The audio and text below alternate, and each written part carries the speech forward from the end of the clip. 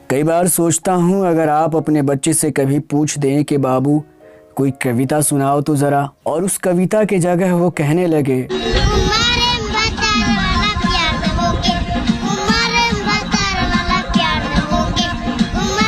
या फिर बड़ा चोलिया में होता गुदगुदी राजा जी, या फिर बिजली के तार में भतार उछरैला, या फिर देवरा ढूंढी चटना बा, तो शायद आप एक पल के लिए हंसी रोक ना पाएं।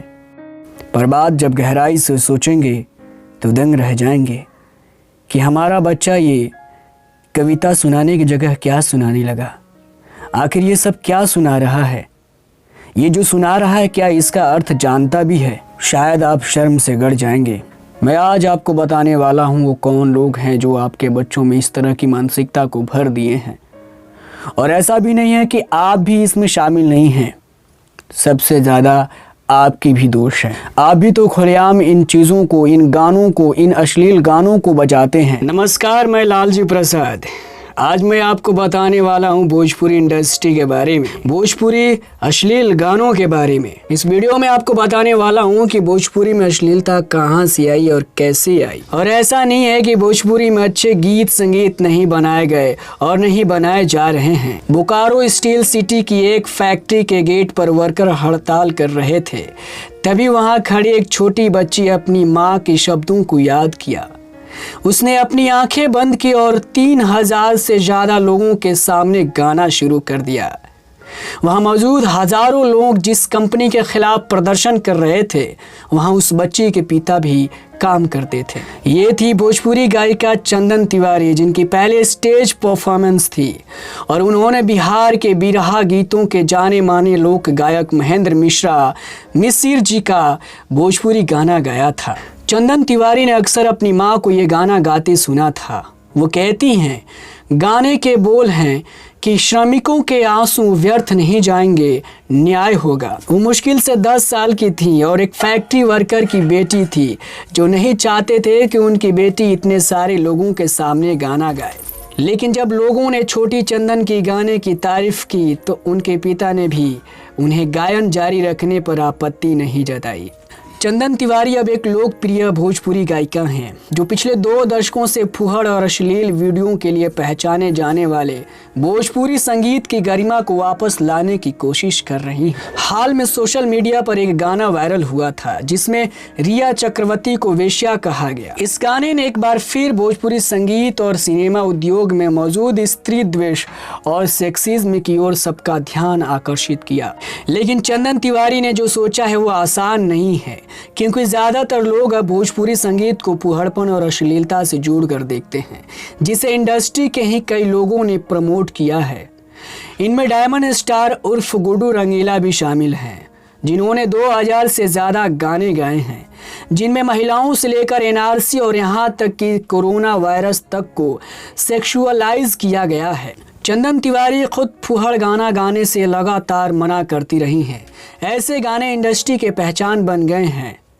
ऑटो ट्यून टेक्नोलॉजी के जरिए कई लोगों ने ऐसे गाने रिकॉर्ड कर पा रहे हैं जिन्हें यूट्यूब पर और दूसरे सोशल मीडिया और प्लेटफॉर्म पर हिट्स मिलते हैं। भोजपुरी बोले जाने वाले उत्तर प्रदेश और बिहार में संगीत उद्योग के तथा कथित लोकतांत्रिकरण की आड़ में ऐसे गाने परोसे जा रहे हैं जो बहुत ज़्यादा सेक्सुअल और अति राष्ट्रवादी हैं।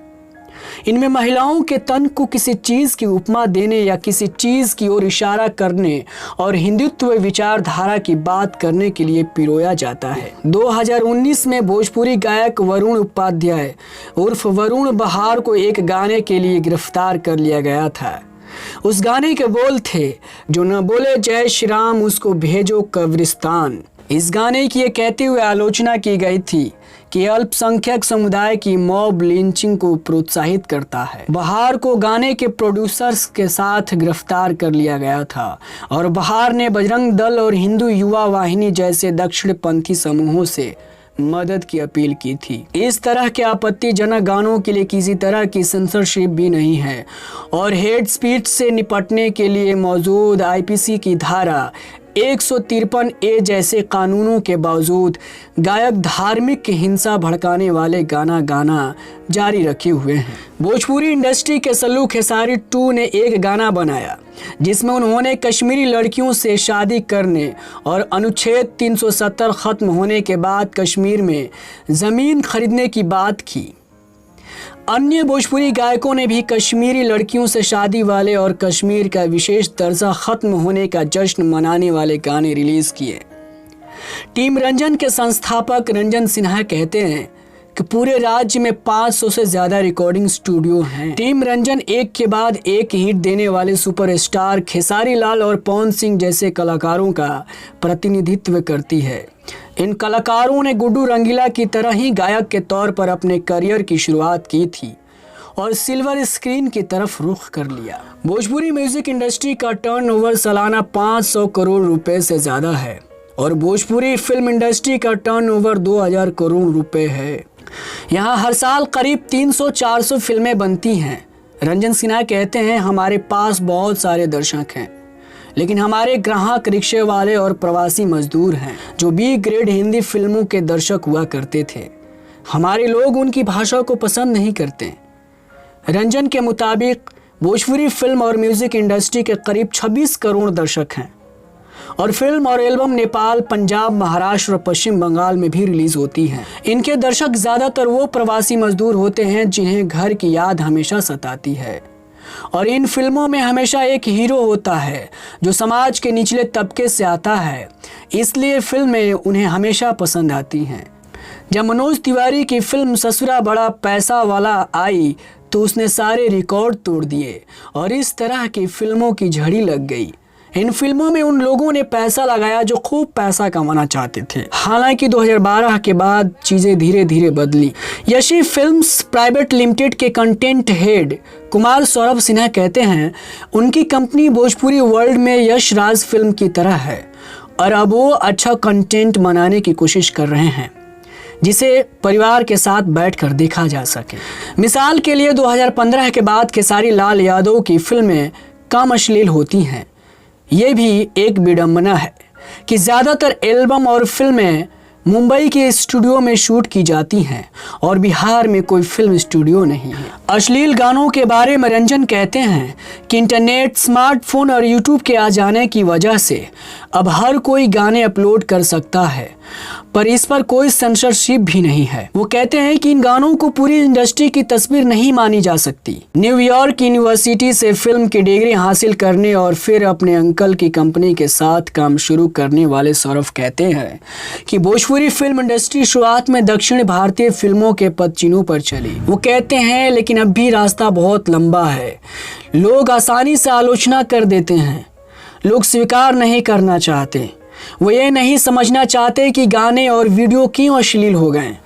11 अगस्त को राष्ट्रीय महिला आयोग की चेयरमैन रेखा शर्मा ने विकास गोरे उर्फ यादव जी की गिरफ्तारी की मांग को लेकर ट्वीट किया, क्योंकि इस भोजपुरी गायक ने अपने गाने में बॉलीवुड अभिनेत्री रिया चक्रवर्ती के खिलाफ गालियों का इस्तेमाल किया। उन दिन अपलोड किए गए अन्य गानों में अभिनेत्री को मां की गाली दी गई। लेकिन भोजपुरी म्यूजिक इंडस्ट्री का राष्ट्रवाद और स्त्री द्वेष से वास्ता कोई नई बात नहीं है। गुड्डू रंगीला, जो खुद को डायमंड स्टार कहते हैं, उन्होंने एक गाना बनाया जिसमें उन्होंने एक महिला के लहंगे में कोरोना वायरस घुस जाने की बात कही। लेकिन 1990 के दशक में रंगीला के आने के बाद से ही इस तरह के कई सारे गायक सामने आए जिन्होंने रंगीला की तरह ही गालियों का इस्तेमाल किया और फुहड़पन को प्रोडक्शन का एक अहम हिस्सा बना लिया। रंगीला साफ तौर पर फुहड़पन के संरक्षक रहे हैं। हालांकि उनके पहले और उनके बाद भी लोगों ने इस तरीके को अपनाया। उनके बाद के गायकों, जिनमें खेसारी लाल और पवन सिंह शामिल हैं, उन्हें रंगीला के भद्दे गाने के बोल और विजुअल्स को विरासत की तरह लिया। रंगीला उत्तर प्रदेश और बिहार में बेहद लोकप्रिय हैं और उन्हें होली सम्राट कहा जाता है। उनके गानों में अक्सर लहंगा और भौजी जैसे शब्द सुनाई देते हैं। उनके कुछ गानों के बोल तो देखिए, अपना लहंगा में एनआरसी लागू होके ना दे, हमार लहंगा में कोरोना वायरस घुसल बा। बिहार के जाने माने फिल्मकार नितिन नीरा चंद्रा कहते हैं कि शुरू में उनकी इस वजह से आलोचना हुई, लेकिन फिर उच्च वर्ग और ऊंची जाति के लोग भोजपुरी भाषा से दूर होते चले गए और उस परित्याग के कारण भाषा की स्थिति बिगड़ती गई और उसके साथ फुहड़पन और वल्गैरिटी जैसे टैग जुड़ गए। 1970 के दशक में जब बालेश्वर यादव पहली बार आए तो वो सिस्टम और शायद राज्य की विफलता की बात करने वाले गाने बनाते थे। 1970 और 1980 के दशक में जब शिक्षा व्यवस्था पूरी तरह से चरमरा गई थी और बेरोजगारी आसमान छूने लगी थी तो उन्होंने गाना लिखा, बिकाइए बाबू बीए पास घोड़ा। इस गाने में उस दिनों के युवाओं का दर्द झलकता था। उन्होंने एक घोड़े की उपमा का इस्तेमाल किया जो पढ़ा लिखा है और ये उन युवाओं के गुस्से और परेशानी को दिखा रहा था जिनके पास डिग्री तो है पर नौकरी नहीं। अभी बहुत सी ऐसी बातें हैं जो इस वीडियो में मैं नहीं बताना चाहा। मैं चाहूँ तो बहुत सारी बातें खोलकर बता सकता हूँ, लेकिन मैं इतना आपसे रिक्वेस्ट करना चाहता हूँ कि गाने वाले कुछ भी गा सकते हैं, उन पर कोई पाबंदी नहीं है, पर ज़रूरी है कि हम कितना सचेत हैं, हम इसके प्रति कितना जागरूक हैं, हम अपनी भाषा के प्रति कितने जागरूक हैं, इस पे निर्भर करता है।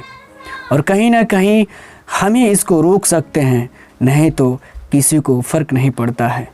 धन्यवाद।